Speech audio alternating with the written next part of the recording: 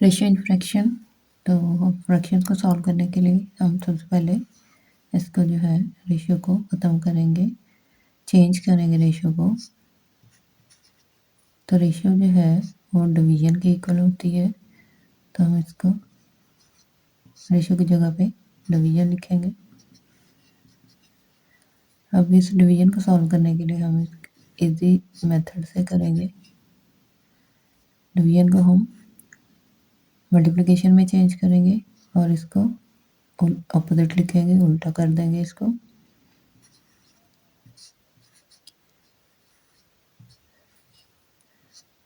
8 2 are 16, 5 1 are 5, 8 1 are 8, 5 5 are 25। तो ये हमारे पास आ गई 1/2 मल्टीप्लाई बाय 5,